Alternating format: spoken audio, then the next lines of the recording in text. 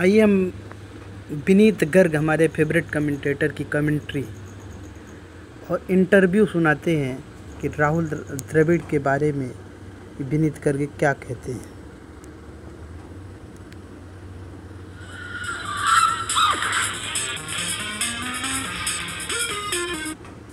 नम है इस समय। राहुल द्रविड़ का कभी सूर्यास्त नहीं होगा सुमेश। राहुल द्रविड़ रोज रोज नहीं पैदा होते हैं। राहुल द्रविड़ एक लंबे समय के बाद आते हैं। राहुल द्रविड़ जो है एक साधना और एक तपस्या का परिणाम है। रातों रात कोई राहुल द्रविड़ नहीं बनता है और जब तक क्रिकेट खेला जाएगा तब तक राहुल द्रविड़ को याद किया जाएगा। और वो एक बहुत बड़े सितारे, एक बहुत अच्छे इंसान और एक मैं आपको कहूँगा एक दुर्लभ व्यक्ति है। और दूसरी जो कई बार चर्चा में हमने कभी भी आपस में आपने मैंने कभी बात की है, जो एक बात आपने मुझसे कभी कभी कही है कि लास्ट क्लासिकल बैट्समैन, वो बात बिल्कुल उपयुक्त है। और नो डाउट कि टेक्निकली वेरी स्ट्रॉन्ग बैट्समैन, बहुत जो कि आजकल बहुत कम होते जा रहे हैं, तो नो डाउट इसमें कोई दो राय नहीं है कि टेक्निकली वो बहुत सक्षम बैट्समैन है। और अगर मैं इस समय कोई मेरे दिमाग में विचार आ रहा है, वो ये आ रहा है, वो सारी बात अपने आप हमारे सुनने वाले समझ जाएंगे। वो भारतीय क्रिकेट के महाभारत को अगर हम जब कंसिडर करें तो वो भारतीय क्रिकेट के महाभारत के कर्ण है। जी हाँ जी। और उन्होंने अपने जीवन में जितनी कुर्बानियां की हैं भारतीय क्रिकेट के लिए शायद ही कोई कर सकता है। बहुत ही वो सज्जन है, वो महान है। बहुत सी चीजें जब एक लंबे समय तक आप क्रिकेट खेलते हैं तो उतार चढ़ाव आते हैं, जैसे जीवन में उतार चढ़ाव आते हैं। मैं क्रिकेट को जीवन का ही दूसरा नाम हमेशा मानता हूँ। और इसी तरह से हर व्यक्ति और हर क्रिकेटर के जीवन में उतार चढ़ाव आते हैं। तो ऐसा नहीं है कि उनके जीवन में सब कुछ प्लस प्लस ही रहे हैं, कुछ नेगेटिव्स भी रहे हैं। लेकिन हमेशा कुछ इस तरीके की चीजें होती रही हैं कि उनको ही कुर्बानी देनी पड़ी है। एक तो पूरे जीवन वो ऐसे सितारों के साये में क्रिकेट टीम में बने रहे कि उनको वो शाबाशी, उनको वो वाहवाही कभी नहीं मिली जिसके के लिए वो हकदार थे। और इस बात को मैं यूं शुरू करूं, उनका डेब्यू हुआ लॉर्ड्स के मैदान पर हुआ। सभी उत्सुक होते हैं कि लॉर्ड्स में डेब्यू हो। जी, बहुत ऐसा क्षण होता है जब आप डेब्यू करते हैं तो बड़ा भावुक क्षण होता है।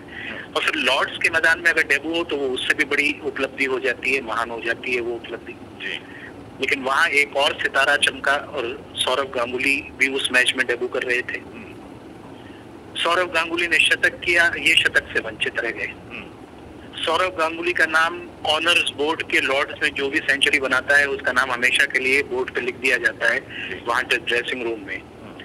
सौरव गांगुली का नाम लिखा गया, राहुल द्रविड़ का नाम नहीं लिखा गया। तो उनके जीवन में यही होता रहा। शायद 5 रन से पीछे छूट गए। 4 रन से शायद 96 या कुछ बनाया था, मुझे भी ठीक से याद नहीं है। तो मतलब कहने का मतलब ये है कि ऐसा नहीं है कि राहुल द्रविड़ कुछ कम खेले, सौरव गांगुली उनसे बेहतर थे, उस बहस में हम नहीं है। लेकिन कुछ लोगों के जीवन में ऐसा होता रहता है। राहुल द्रविड़ की बारी भी महान बारी थी, एक महान क्रिकेटर हैं वो। लेकिन ऑनर्स बोर्ड में गांगुली का नाम आया। बात ये नहीं है कि गांगुली डिजर्व नहीं करते, बात यह है कि द्रविड़ भी उतना ही डिजर्व करते थे, लेकिन विधि ने, नियति ने उनका नाम बोर्ड पर नहीं आने दिया।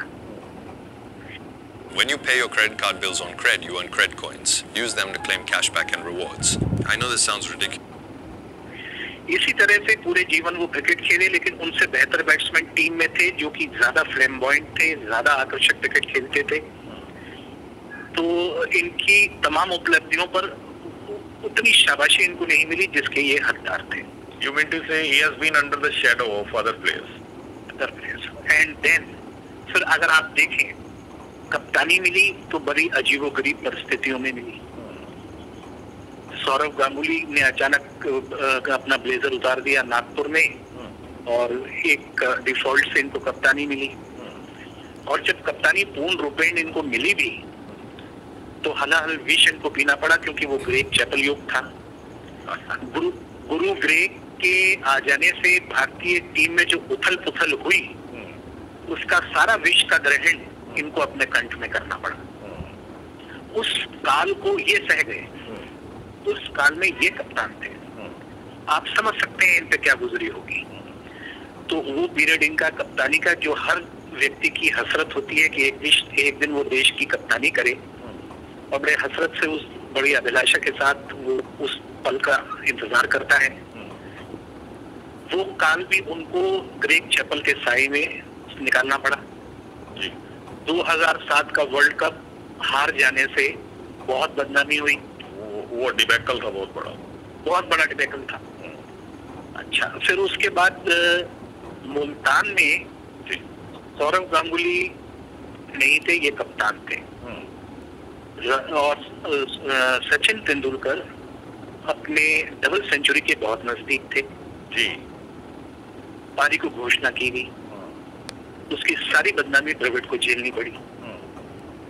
ऐसा नहीं है कि द्रविड़ का उसमें स्वयं का कोई हिस्सा नहीं रहा होगा, लेकिन लोग ऐसा कहते हैं, और ये बात तो तथ्य है कि सौरव गांगुली बालकनी में बैठे थे, वोट के अंदर गए और फिर डिक्लेरेशन हुई।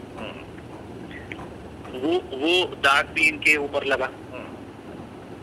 वो सचिन को कितना चाहते हैं, वो इससे आप समझ सकते हैं कि जब इनके 2008 में 10,000 रन पूरे हुए, तो बेंगलोर में 10,000 ईंटों की एक दीवार बनाई गई, क्योंकि ये भारतीय क्रिकेट के द वॉल कहा जाता है, कई दीवार कही जाती। बिल्कुल। तो बेंगलोर के चिन्नास्वामी स्टेडियम में 10,000 ईंटों से एक दीवार बनी, वो राहुल द्रविड़ को समर्पित की गई जी। राहुल द्रविड़ ने उस दीवार का उद्घाटन सचिन तेंदुलकर के हाथ से कराया।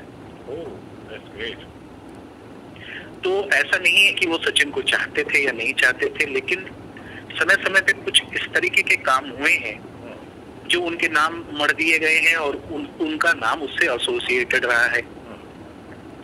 तो इस तरह से आप ये देखें, एक दिवसीय क्रिकेट में उनसे पारी की शुरुआत कराई गई, विकेट कीपिंग कराई गई, जो उन्होंने सहर्ष टीम के हित में स्वीकार किया। वो एक हमेशा से ऐसे खिलाड़ी रहे हैं जिनको बहुत पसीना होता है। तो उन्होंने जब डबल ट्रिपल मेहनत उन पे पड़ी, तो उन्होंने बड़ी बड़ी किताबें पढ़ी, बड़ा शोध किया कि मेरे को पसीना ज्यादा होता है, तो मुझे अपनी एनर्जी लेवल्स किस तरह से सब्स्टिट्यूट करनी चाहिए। तो उन्होंने उस पर शोध किया, और बड़े इंटेलिजेंट हैं। बहुत कम ऐसे क्रिकेटर्स हैं जो पढ़ने में रुचि रखते हैं। किसी भी दौरे पर अगर आप देखेंगे तो उनको किसी किताब की दुकान पर ही खड़ा पाएंगे। मैथ्यू हेडन ऑस्ट्रेलिया के जो बहुत जाने माने क्रिकेटर हैं, ओपनिंग बैट्समैन है, वो राहुल से उनकी खूब बनती है। क्यों इसीलिए बनती है क्योंकि राहुल की तरह वो भी किताबी कीड़े हैं, उनको भी किताब पढ़ने का बड़ा वो है। और इसीलिए उम्मीद की जाती है कि आने वाले दिनों में आईसीसी में, भारतीय क्रिकेट कंट्रोल बोर्ड में, क्रिकेट के एडमिनिस्ट्रेशन में राहुल बहुत इंटेलिजेंट भूमिका निभाएंगे, और क्रिकेट के खेल को लेकर काफी सुधार उनका उपयोग होगा, तो वो कर सकेंगे। He will be a good administrator. तो हालांकि वो रिटायर हो रहे हैं, लेकिन उनके पास और भी बहुत कुछ काम है। अभी आईपीएल वो खेलेंगे ही, फिर बाद में कोच और इस तरीके के एडमिनिस्ट्रेटिव काम में वो जुड़े रहेंगे।